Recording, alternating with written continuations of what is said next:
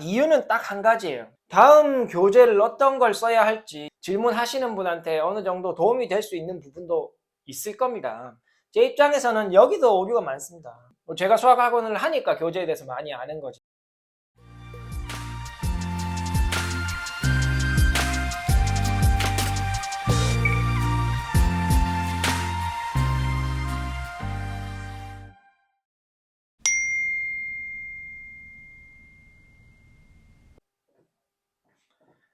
안녕하세요, 안현 선생입니다. 오늘은 교재 이야기 좀 해보겠습니다. 여러분들, 우리 아이들한테 어떤 교재를 풀도록 해야 할지, 특히 초등학생 어떤 교재를 선정해서 풀도록 해야 할지 고민 많이 하시는 것 같아서 오늘은 교재 이야기를 좀 하려고 합니다. 그래서 제목은 좋은 교재, 나쁜 교재, 제가 이렇게 적었어요. 제 영상에서도 그렇고 학습 카페 같은데, 유명한 학습 카페에 들어가 보면 교재에 대한 질문이 굉장히 많습니다. 지금 어떤 교재를 사용하고 있는데 다음 교재는 뭘 쓰면 좋겠냐. 제 영상에도 지금 아이 실력이 이렇고 학원을 다니고 있는데 다음 교재 또 학원에서 풀고 있긴 하지만 또 다음 교재는 어느 수준이 좋겠냐, 이렇게 질문하시는 분들이 가끔 있습니다. 근데 학습 카페에도 그렇고 제 영상 댓글로 질문하시는 분들께도 그렇고 제가 답글을 이 교재를 쓰세요, 이렇게 답글을 남기지 않습니다. 왜냐하면 이유는 딱 한 가지예요. 제가 댓글에도 그렇게 언급 많이 하는데 질문에 대답을 해드리지 않는 이유는 아이의 실력을 모르기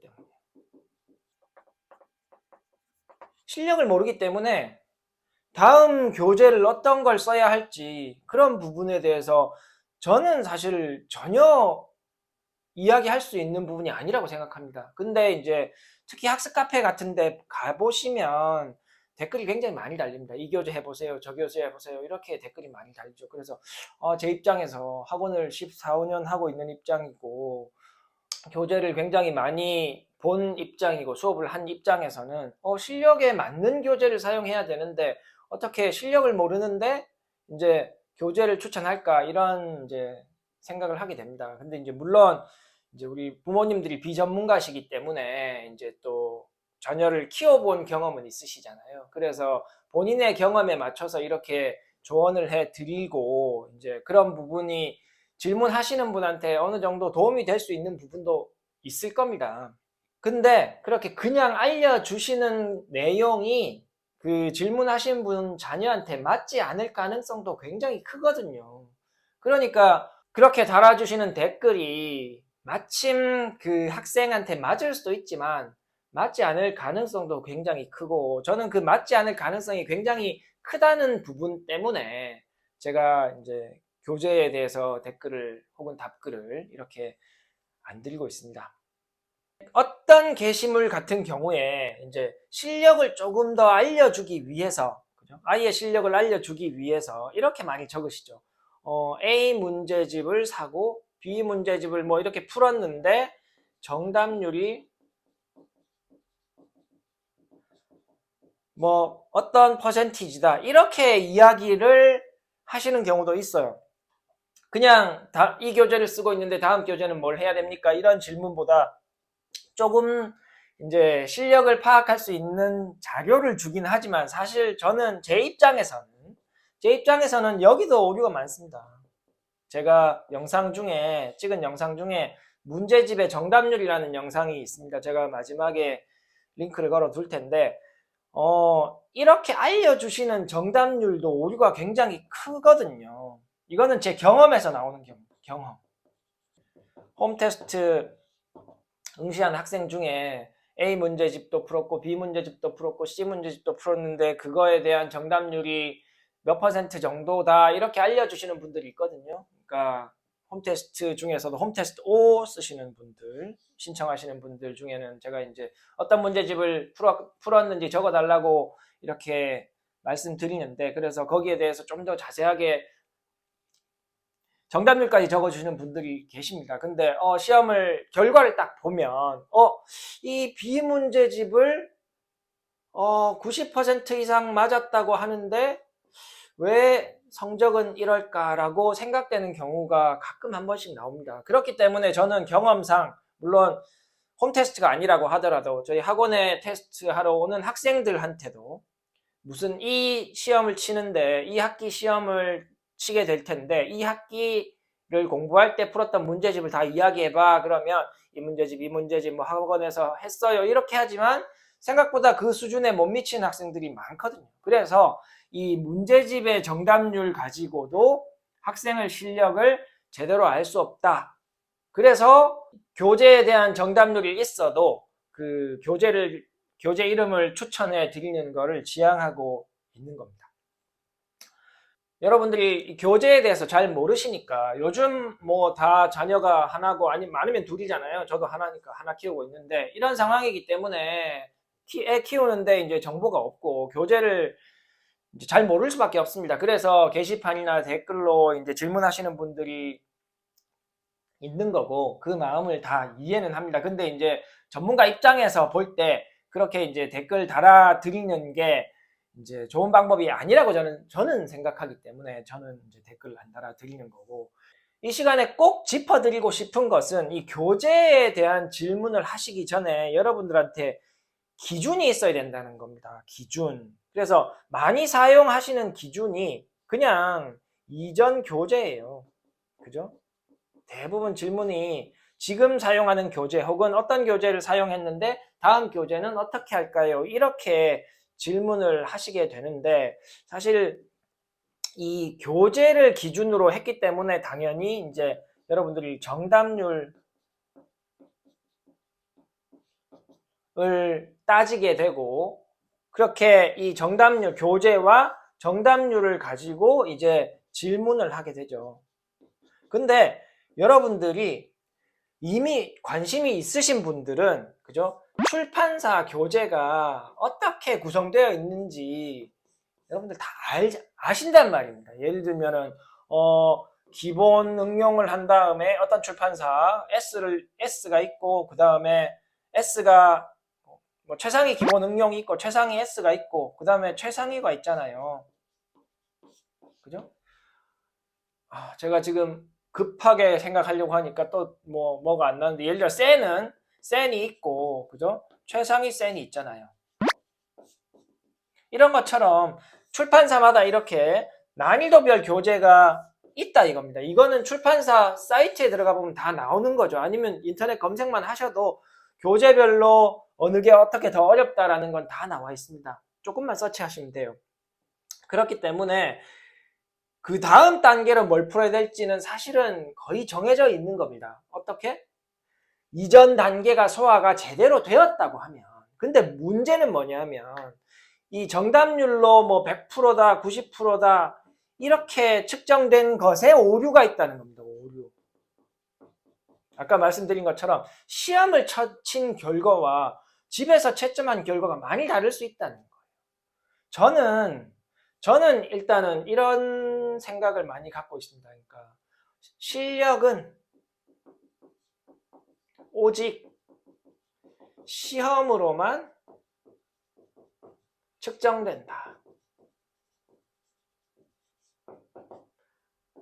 그래서 실력은 오직 시험으로만 측정될 수 있기 때문에 여러분들이 문제집을 펼쳤을 때 채점되어 있는 OX가 정답률이 아닐 수 있다는, 그러니까 OX는 정답률인데 그게 학생의 실력을 보여주지 않을 가능성이 꽤 크다는 겁니다. 결과적으로 제가 아이들을 많이 테스트해 보니까. 그래서 절대적인 기준은, 문제집을 고를 때 절대적인 기준은 실력이 되어야 된다는 거죠. 실력은 시험으로 측정되니까 여러분들이 집에서 필요한 문제를, 그러니까 평상시에 숙제를 하면서 되어 있는 동그라미와 X와 별개로 조금 신경을 쓰시면 좋겠다는 거죠. 이제 거기에 댓글로 질문하는 것보다, 그죠? 뭐 발췌 조금 수고스럽긴 하지만, 그죠? 뭐 특정한 문제집이라고 예를 들어서 A, B, C 단계가 있으면 여러분들이 이렇게 임의로 발췌해서 아이한테 풀어보라고 하는 거예요. 그죠? 그래서 뭐 또 교재를 또 사서 풀어, 뭐 그건 방법까지 제가 다 말씀드릴 수는 없어요. 뭐 어떻게 타이핑을 하시던가 아니면 뭐 복사를 해서 올려 붙이시던가 뭐 그렇게 하셔서라도 측정을 하시라는 겁니다. 측정. 시험으로 느긋하게 풀고 앞에 내용 까먹었으면 책 넘겨가면서 풀려져 있는 그런 문제집의 정답률로는 아이의 실력을 확인할 수 없다는 겁니다. 그래서 정확한 시간을 두고 필요한 양의 문제, 저는 홈테스트에서는 30문제를 50분에 치도록 합니다. 초등학생들은. 그래서 10문제 상중하 30문제를 50분 동안 치도록 하는데, 이 정도면 저는 충분하다고 생각해요. 실력을 측정하는데. 그래서 이렇게 여러분들이 좀 집안에서 최선을 다해서, 그죠? 진짜 맞는 교재를 고르겠다고 하면 그냥 문제집을 펼쳐놓고 아이가 푸른 게 이 정도인데 다음 교재는 뭘 사용합니까? 이렇게 질문을 올리시는 것보다는 일단 풀었던 교재에서 한 30문제 정도 발췌해서 골고루, 그죠? 난이도별로 동일하게 섞어서 골고루 확인할 수 있도록, 그러면 30문제면 충분하다고 생각을 하는데, 그렇게 해서 실제로 풀려보고 그 정답률을 한번 생각해 보자는 거죠. 그렇게 해서 한 90% 이상 나오면 그 교재는 충분히 소화가 되었다고 저는 생각합니다. 그러면 어떤 학생이 기본 응용을 90점 정도 테스트 환경에서 맞췄다면 그러면 그 다음 단계로 한번 그냥 넘어가면 되는 거죠. 교재는 출판사에 수준별로 나와 있으니까. 그러면 90% 맞췄으면 최상 S 해보면 되는 겁니다. 일단 남들이 추천해 주기를 수동적으로 이렇게 기다리고 있는 게 아니라 내가 적극적으로 먼저 아이의 실력을 확인한 거잖아요. 이게 더 정확한 정보인 겁니다. 그냥 문제집을 펼쳐놓고, 그죠? 이렇게 보니까 많이 맞췄더라, 이렇게 생각하고 다음 교재를 딴 사람한테 물어보는 것보다는 이게 훨씬 정확하게 되는 거죠. 그래서 일단 교재를 선택할 때에는 저는 문제집의 정답률에 오류가 굉장히 많기 때문에 집에서 뭐 문제집을 다음에 어떤 교재를 해야 될지 모르시겠다고 하면 저는 집에서 좀 테스트를 한번 쳐보는 거를 진짜 적극 추천합니다. 왜냐하면 교재를 잘못 선정하면 그 진짜 힘들거든요. 아이도 힘들고 나중에 시간이 지났을 때, 그죠? 시간이 지났을 때 그 교재가 맞지 않아서 아이가 시간 낭비를 하게 되는 그런 상황이 발생할 수도 있는 거니까. 그래서 일단 교재 선정은 그렇게 하는 게 좋겠다. 제가 이번 시중교재하고 자체교재 이런 이야기도 좀 하려고 했는데 지금 이야기하다 보니까 오늘은 시중교재하고 자체교재 이야기는 굳이 안 해도 될 것 같습니다. 다음에 시간이 나면 뭐 이런 시중교재, 자체교재에 대해서 궁금하신 분들이 많이 계시다고 하면 제가 따로 시간을 내서 시중교재가 괜찮냐, 자체교재가 괜찮냐, 뭐 그런 이야기 좀 해보도록 하겠습니다. 그래서 오늘 그냥 좋은 교재, 나쁜 교재 이야기 하는 거였는데, 사실 큰 출판사에는 그 지필진이 빵빵하죠. 우리가 쉽게 말해서.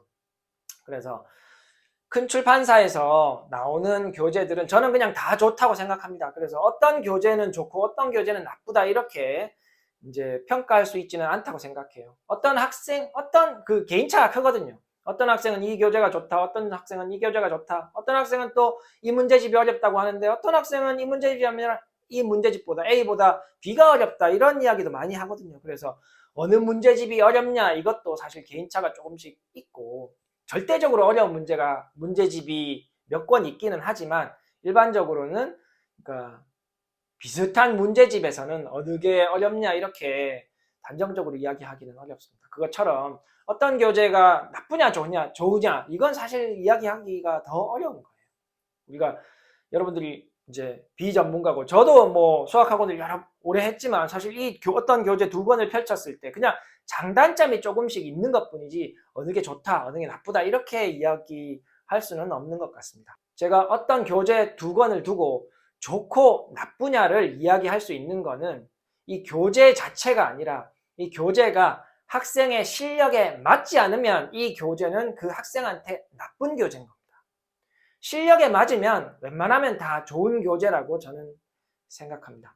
그래서 어떤 교재 선정할 때 저는 그렇게 생각해요. 이거는 이제 특별히 나쁜 교재가 없기 때문에 막 숨어있는 좋은 교재를 찾기 위해서 이렇게 서치하실 필요도 없고, 이미 시장에서 검증되어 있는, 그죠? 검증되어 있는 교재를 아이의 실력에 맞게 잘 선택하면 그게 좋은 교재가 되는 겁니다. 그러니까 핵심은 교재 제목이 아니고 아이의 실력을 파악했느냐 안 했느냐 이거라 이거죠. 그래서 여러분들이 교재를 찾기 위해서 어떤 게시판이나 뭐 유튜브나 이런 곳에 댓글을 올리시기 전에 집에서 할 수 있는 아이의 실력 확인, 그 부분에 조금 더 신경 쓰는 것이 좋은 교재를 선택할 수 있는 좋은 방법이 아닌가, 이렇게 생각하고 말씀드립니다. 다음에 또 다른 내용으로 찾아오도록 하겠습니다. 감사합니다. 안녕. 수학 화이팅!